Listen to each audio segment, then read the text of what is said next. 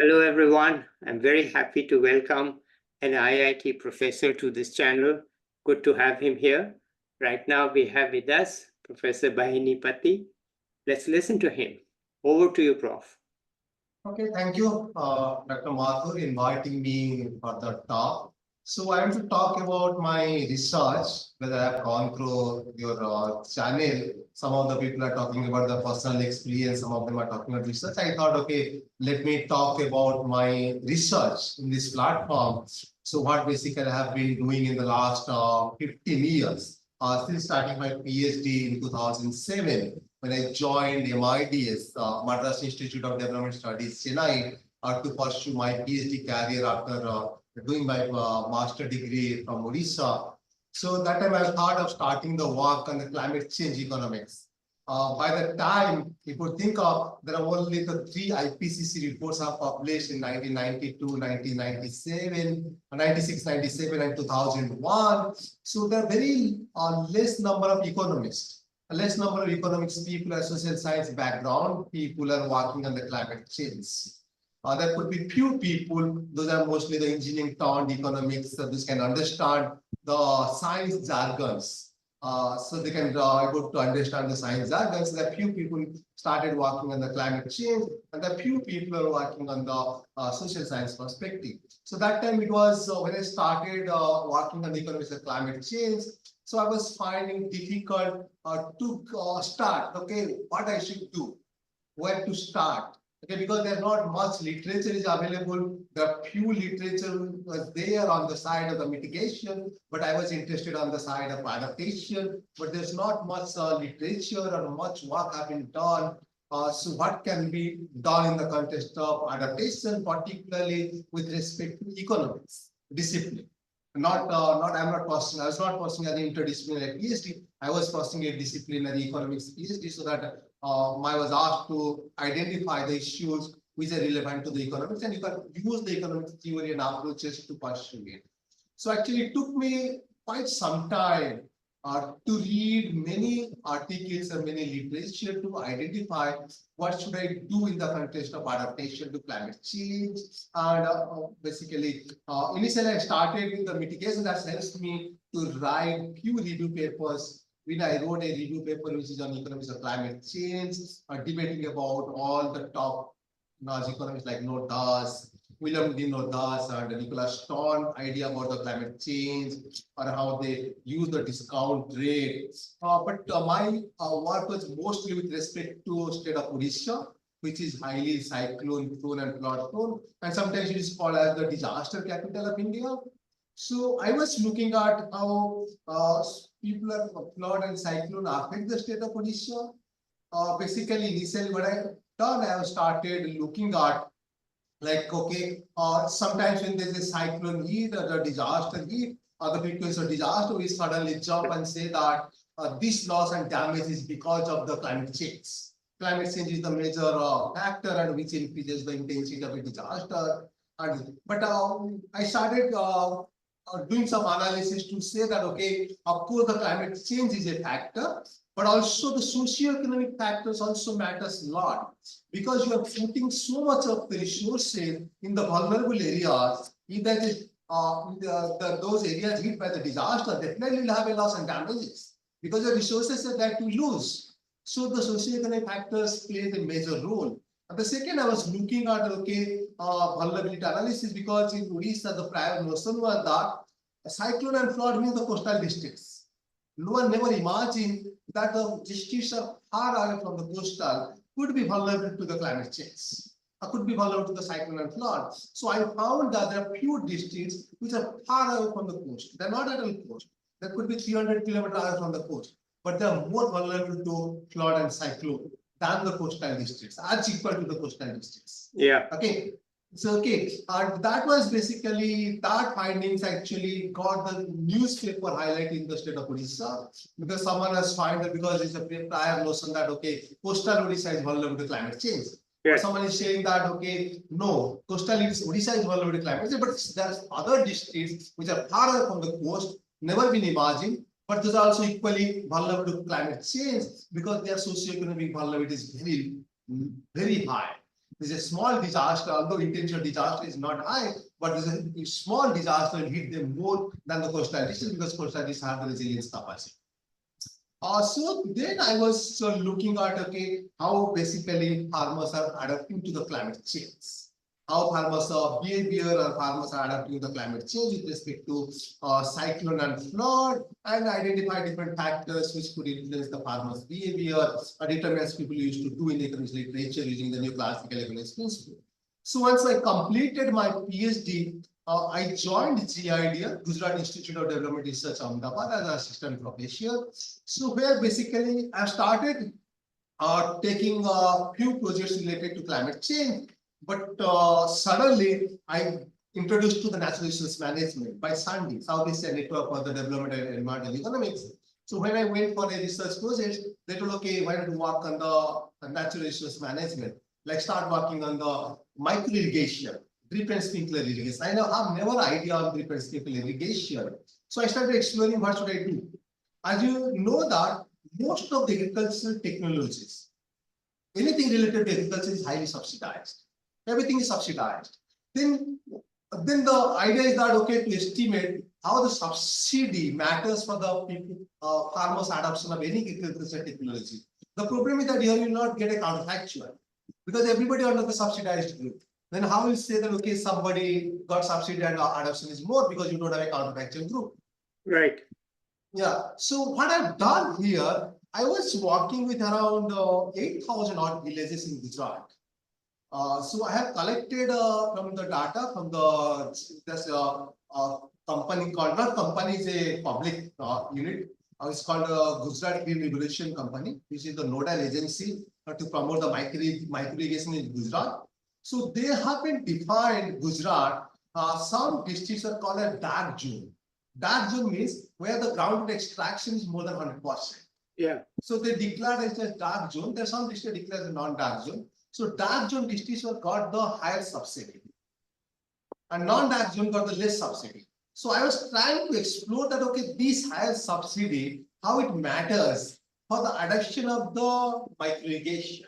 So what I've done, I have just worked on the village level data. I've collected the village level data for 8,000 odd villages for 9 years. So what I was looking at, so because there's some villages who are close to each other, but they are different because of the administrative boundary. They're just different because of the administrative boundary. But if you look at the cropping pattern or the groundnut level, what are the other factors could influence their adoption behavior of the micro? It's not different because they're just within the proximity of 4 to 5 kilometer difference.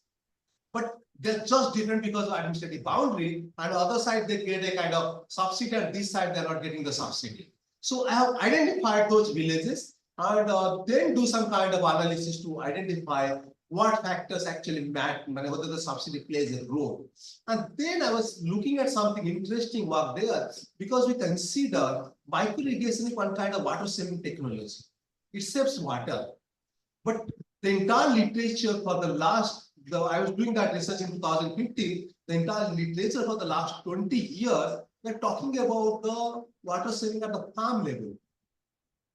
But micro irrigation is mostly adopted where there's a water scarcity region. If you look at the adoption rate in India, you'll see that the adoption rate is high where there's a water scarce region like Gujarat, Maharashtra, Rajasthan, Madhya Pradesh, Andhra Pradesh, and Tamil Nadu. These are actually the water scarce region. There's more than 70% of adoption. You will not see that any adoption in West Bengal and Odisha, very less, because these are not water scarce regions. Okay, so mostly the water scarce region, they're mostly dependent on the groundwater, well based irrigation. So most of the studies are talking about that, okay, this saves water at the farm level. I was started talking about whether it saves the water at the source. Given the huge amount of land is unirrigated, around 50% of the land is unirrigated, what are the potential water you save because of the adoption of the micro irrigation? Whether you save that amount of water, really, or you used that water for the other purposes. So I was looking at the source, not rather than looking at the farm.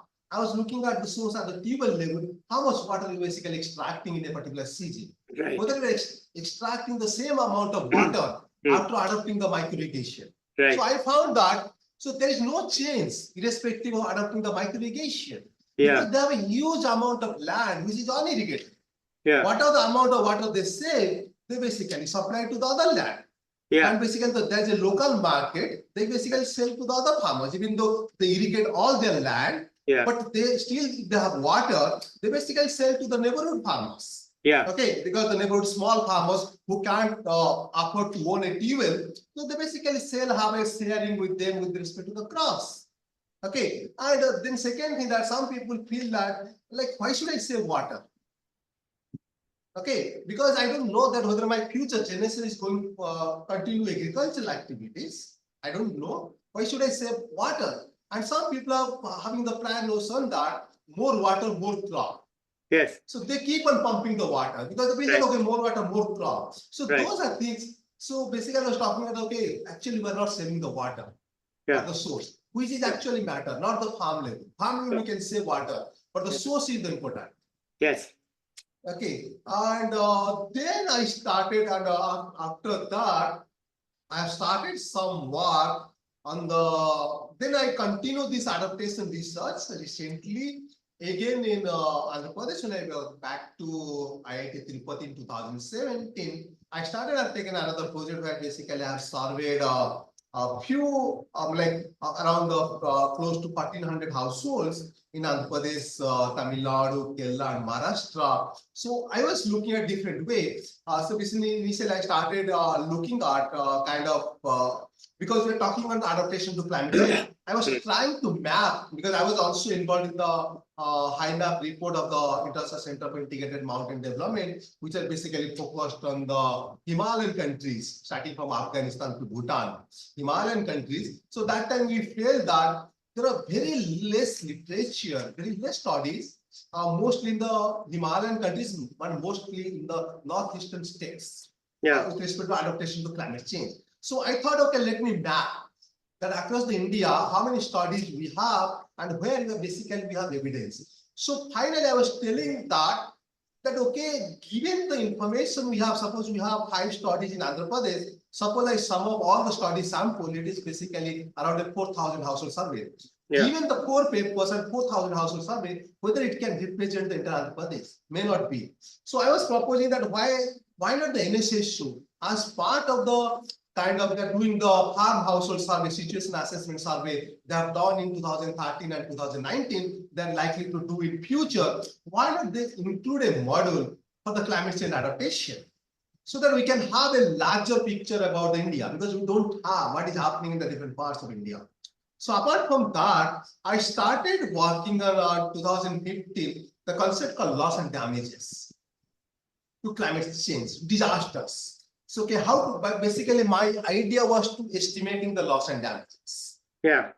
I have done some estimation with respect to loss and damages, that time in the Surat plot, 2006 plot in Surat. And then I have done some assessment with respect to the drought in Kutch, because you look at the loss and damage assessment, you will get figure for the cyclone flood, not for the drought. Drought figures are not available. They don't report it properly. In a cyclone flood, there's just a rapid disaster. You may have a immediate assessment survey after the disaster to get the compensation from the center. You do the assessment and tell them, okay, this much amount of crore or the lakhs of Indian rupee you lost. Yes. But in case of drought, it just shows a disaster. Yes. So you just say that, okay, this much amount of area is basically the damage to crop 75% or more than 50%, but you don't have a figure in rupee terms. Yes. Okay. But there the issue is that I was looking at 2 terms. One is the economic loss and damage, another is the non-economic loss and damages. Yeah. In case of drought, there are more non-economic loss and damages. Okay.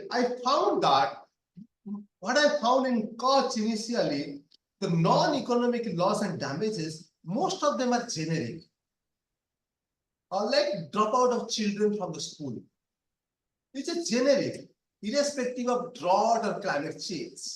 Dropout of the elder girl child from the school. Okay, that's basically generic. It's like people are not able to relate that, okay, when my girl child dropped, it's because of a drought, followed by a drought. It's more like a generic. Migration is a generic factors.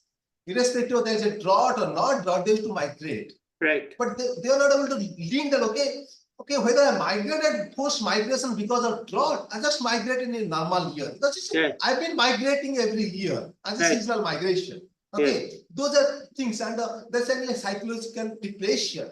The farmers, of course, so then because of lots of issues, you'll be having the psychological depression in almost most of the years. Okay, because of the children marriage, because of other reasons, they'll have a psychological depression. But drought-related psychological depression, how will distinguish? So I found that most of the non-economic loss and damages are generic. That's why people are not able to report, okay, that okay, it is because of a drought. Okay, and the second thing that people give more weight to immediate loss. Yes. Which is basically economic loss and damages. Yeah. There's immediate loss. Yes. Economic loss and damages, people give more weight to the economic loss and damages. So therefore, so what is happening? I found that when the people are more accurate in reporting the economic loss and damages rather than the non-economic loss and damages. Okay, so then I was looking at, I got a project from the OECD to look at the methodological challenges in estimating loss and damages. So I was comparing the loss and damage reports across India and see that, okay, we have a few states now, they're following that's called post-disaster need-based assessment. They're following that approach to estimate the loss and damages. I was trying to estimate in case of, because earlier what happens till 5 years before, loss and damages from any disaster, including cyclone and flood, so only there are few figures, like damage to number of people affected, human lives lost, damage to the private property, damage to the agricultural crops, livestock, and damage to the public properties. Some of these economic terms are the total loss and damages. There could be many other damages, loss and damages, which are never included in the loss and damage assessment. That's basically we're underestimating. My point started from there. When you're talking about the international platform, loss and damage fund, which is basically established in the last COP meeting, and you have some figure, now you want to distribute that across all the countries. When you country come up with the bargaining, suppose, because I'll not reveal it here, one of the meeting, so one of the was telling that, okay, why we are actually not talking much on the loss and damage, because actually we don't have a figure. What is the loss and damage we have? How much loss and damage we are basically encountering? We don't have a proper figure. So I was thinking, okay, what is the methodological challenges that we are not estimating the loss and damages properly? What is the, in terms of economic loss and damages? So basically I found that there are quite a bit methodological challenges to estimate the loss and damages, quite big challenges, because only one thing that we don't have stock information. Okay, because you don't estimate most of the states district level gross domestic product. We estimate mostly state level gross domestic product. When a disaster hits, it hits actually few districts. Yes. It doesn't hit entire state, like Kerala disaster, Kerala flood in 2016-17. Right. The entire state was got affected. But the cyclone, it doesn't hit the entire state. It hits actually few districts. So now what happens, when you estimate the loss and damage, you don't have information on what is there in the district. Yes. Then how will you estimate what you will lose? Yes. You don't have a stock information. Right. Both in terms of economic as well as in terms of non-economic. Yeah. But you don't have any information, then how will you estimate? Yes. So then basically they take the proxy. Yeah. Okay, they take the proxy at the state level to get the proxy at the district level and to estimate, because that's the major challenge to estimate at the district level. So that's why they are not actually estimating going beyond some indicators. Yeah. Because you could go beyond some indicators, okay, what is the loss and damage to industry? You should know that, okay, how many industries are there? What is their production? Yes. Okay, then only you can estimate. Those figures are not there with them. Because they don't estimate that each contribution of each sector to the GDP at the district level. Okay, those things are actually missing. Yeah. Then basically what happens that then when they estimate, there could be a possibility of spillover effect. Because the agriculture sector considers some things, and the same sector has been considered by the industry sector. So those things again matters to them. That okay, how to control the spillover effect so that some things cannot be double counted. Yeah. Okay, and the third thing, there were major challenges. The estimation has to be followed. The sector mentioned in the GDP calculation. Yes. Otherwise, budgeting will be issue. Yes. The budgeting for the compensation will be another issue. Okay, but in case of the non-economic loss and damages, the major challenge was that identity of the indicators. Actually, we don't know which are the non-economic loss and damage indicators. First is the identification. Yes. Then basically you need to get the information.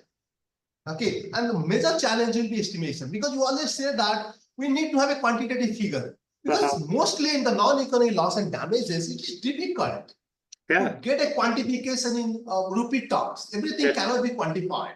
We have to depend on some other metrics. Yes. Okay, and a third thing, that there is an identity crisis. What I've seen in flood in Surat, as well as the disaster in Chennai, there are many people who have migrated from Odisha. Their identity, basically the Aadhaar card, or the bank identity, or the voter ID card, is registered in their home state, home village. Yes. Okay, there is no record that those guys are there when the disaster hit to that particular city. Right. They're just seasonally migrated. Yes. Okay, so but the identity is the home state. And the second thing, that they were in the some papers basically mentioned, they were basically denied of compensation. Yes. Because I feel, in my opinion, I wrote in my paper that they don't have voting right in the city. Yeah, they don't have, right. Voting right in the city. Why should the city mayor or city level, local level elected people will care for them? Because they don't have voting rights. Yeah. Okay, they're migrated. Okay, Right. so that's the major, because there's another thing, we are not considering the loss and damage happens to them. Yeah. We are just assuming they're not there at the time of disaster hit. Okay, because their identity is somewhere in Odisha, Bihar, or West Bengal. Yes. Okay, that's another thing. And the second third thing I was trying to point out, there are many disasters we never have estimation, like sea level rise, salinization, very been a heat wave. We don't have, except the human lives lost, we don't have other information. What is basically loss and damages? And another thing I was trying to point out there, suppose there are a place called in Kendrapada, the place called Sakpati, like there's a place where actually, because of the sea level rise and cyclone, people have migrated 3 to 4 times to a safer place. Although government has given them land and given them house under the Pradhan Mantri Awas Yojana, okay, to construct house, but they lost their livelihood. Yeah. They basically close to the sea. They were depending on the sea fees, or they could have some kind of agricultural land. Actually, they lost their land. Now, what happens? All of them are migrating. And the second thing, that we are not actually calculating the emotional attachment to the parental property. Yes. That cannot be valued. No. Okay, the parental property which I lost because the sea level rise, I have to migrate somewhere else. The government, although government has given me compensation in terms of land as well as the house, but the emotional attachment to my parental property. Okay, and those things actually never been calculated.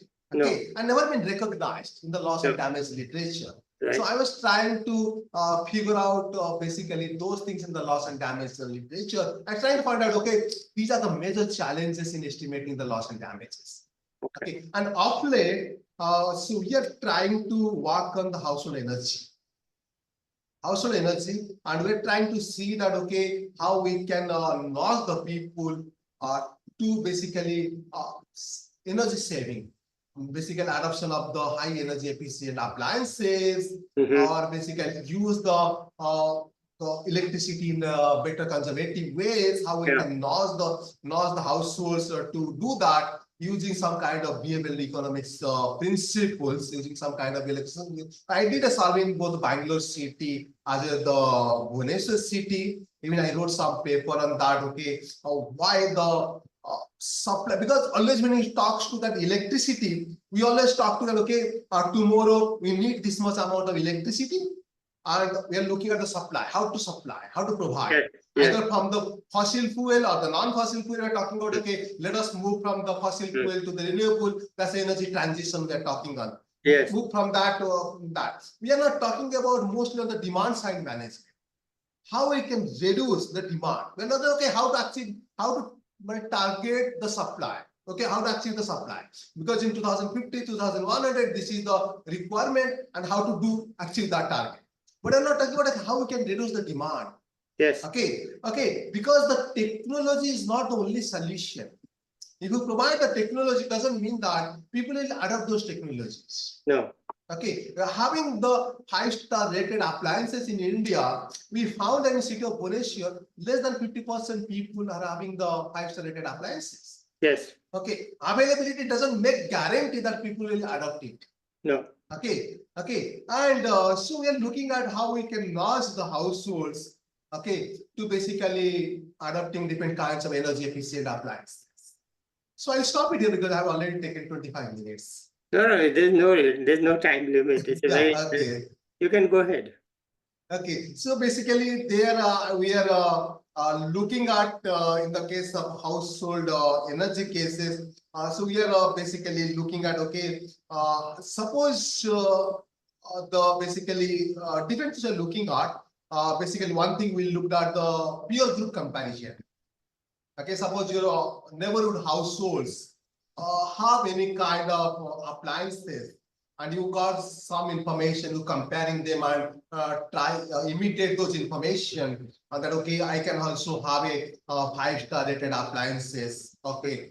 And second thing, okay, environmental motivation, because we observe from few studies in USA as well as few studies in Delhi. So they were basically what they were doing. They were basically providing the information, which is low cost intervention. So they were basically providing the information to the households, how much your neighborhood consume in terms of electricity every month. So basically you get an electricity bill where basically it's mentioned how much you consume, how much unit you consume. This month, how much you consume in the last month. So apart from that information, some additional information were provided to you that, okay, how much your neighborhood consumes. 5 neighborhoods consume and average of that. And suppose you are basically consuming more than them, more than the average. So basically there could be ugly cartoon because you're not environmental friendly. Yeah. And suppose you're consuming less than the average, okay, means a happy cartoon. Means basically we're environmental friendly, okay, happy. And apart from that, there's some tips about, okay, how we can further reduce the electricity consumption. So basically the people in USA other than Delhi, they found that these interventions are work properly. It's a positive impact on the basically electricity consumption. So we have also done similar kind of study. We see that, okay, how the peer group comparison matters to the people to buy some kind of appliances. And the second, basically, we are actually looking at, second, we look at the, okay, motivation, environmental motivation. Okay, the guys who are having some environmental awareness and motivation, they were the matters more. And then basically we're looking at the 3 things there, because when you go to market to buy any kind of household appliances, you will have only information that, okay, cost, star rating, and how much electricity consumes per year. Yeah. These 3 information is available to you. Yes. And based on that, you make the decisions, what to buy, when to buy. Okay. We asked the people, do you really understand the star rating? Yeah. Okay. Do you really understand the star rating? Okay. What do you understand about the 5-star? Yeah.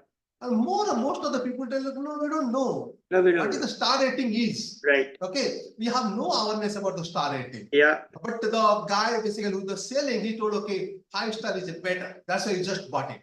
We have no clue what is the star rating is. Yeah. Okay. And then we thought, okay, let us see. Suppose basically we thought, suppose we give them, suppose we brought the concept like there's a called internality cost. Yeah. Because you suppose you buy appliances now, which is basically 3-star rather than a 5-star. But over the year, the operation cost and electricity bill, you basically paying more. And then we thought, okay, let us calculate what is the internality cost. Suppose you buy 3-star rather than the 5-star. Okay, suppose we put that information in a purchase decision. Suppose you buy 5-star, now you have to pay upfront 10,000 rupees, but in the next 10 years, you are going to save some 15,000 rupees or 20,000 rupees. Yes. Okay, internal cost. Suppose Yes. we put that in the purchase decision. Then we thought, okay, let us calculate externality cost. Suppose Yes. you buy 3-star, you are basically emitting more greenhouse gases. Yes. Is basically another social cost. We calculate the social cost and put that in the purchase decision. Yes. Okay, put those things in the purchase decision because in terms of rupee. Okay. Yeah. Okay, so we did a choice modeling approach and see that, okay, if suppose we put this decision in the purchase decision hypothetical market, how people are responding. Yeah. Okay, whether people are responding towards energy efficient appliances. Yeah. Okay. Okay, and there also we basically calculated something called implicit discount rate. Because what happens here, you have an immediate upfront cost you have to pay. Suppose you're going for high energy efficient appliances, but you save the money in the next 10 years in terms of operational electricity. So how you discount your future? Yes. What value basically you give? Yes. Implicit discount rate, we are trying to calculate whether the implicit discount rate is higher than the market interest rate. Correct. How people are basically valuing. So this the research I have done so far. Okay, it's very good. I like to, this is close to my heart, okay, and to my previous analytical and consulting work. But I just want to add, not on climate change, but on your last part. I think apart from household decision making and choice, which you have covered already, I don't want to add there. I think there are two things. One is that the energy efficiency of buildings is very important because we are going to make more homes and we are going to make more offices and such.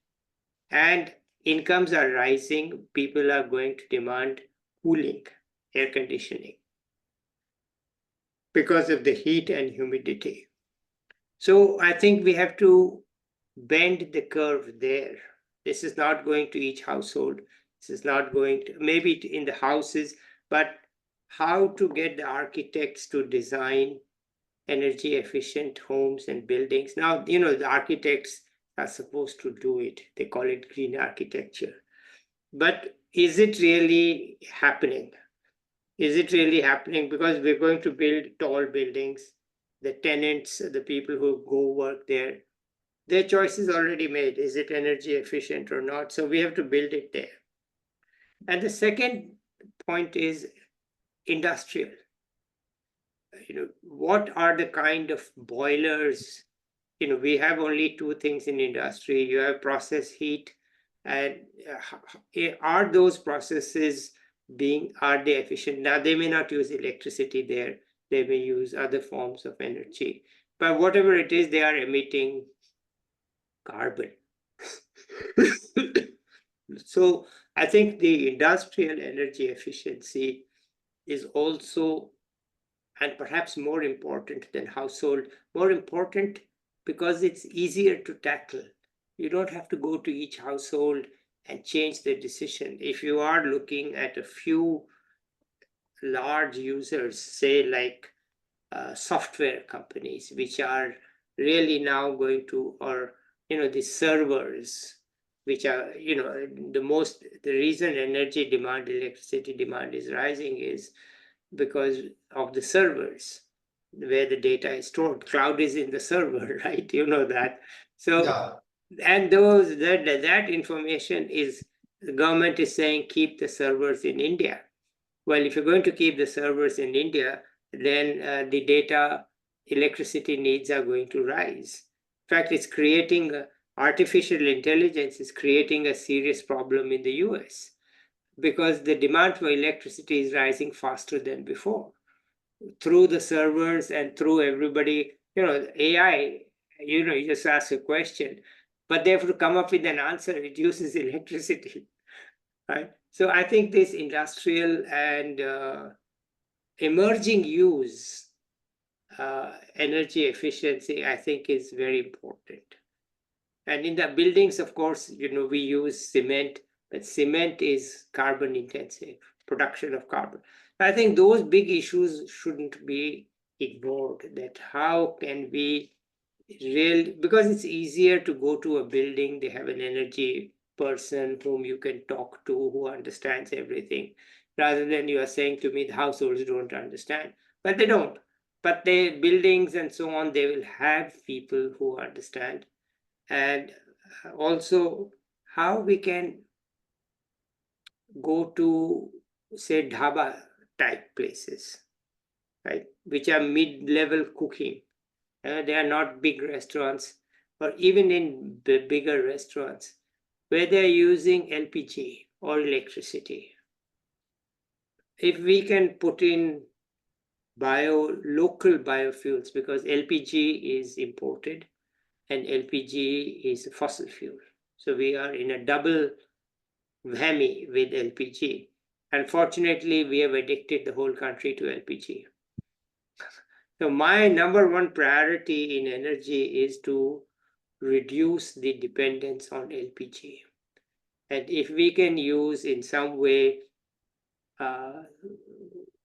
solar, it's not efficiency, but it's substitution. Solar or biogas as a preheat or something like that. So I think if you are going to look at this, I think we can, I would say, please look at some of the things apart from households. That's just 2 years ago, I wrote a short note, what are my energy priorities for India? And number one was get rid of LPG, and number two was increase industrial and commercial energy efficiency, because otherwise the demand is just going to explode. We can't handle it. So actually, we have a center which is supported by Department of Science and Technology, which is based at Niger, Bhubaneswar, National Institute of Science, Education Research, Bhubaneswar, DST Center for Energy Transition and Tribal Education. We are looking at the two verticals. So here I'm also working as I'm also part of that center. So we are basically looking at other aspects, the industry aspects, energy transition, coal transition, and looking at the solar energy possibility of, because now we have PM's Swaran Yojana. So we are looking at the possibility that okay, whether it can expand and enter India. So different aspects also we are looking at. Okay, wonderful. All right, anything else you want to add here? No. Okay, wonderful. Thank you so much for a very clear exposition of energy and climate change. I think your findings, I was really struck by your findings that you can't look at piece by piece. You have to look at the whole picture on water, groundwater. It's the extraction at the source, not the use in particular sectors. Because if you are just going to shift from one to the other, then it's just a wasted investment in terms of water savings. Right? You have to look at how much is the extraction or from the source. I think that's a very good point, and I was struck by it. It's very important to keep track of your issue.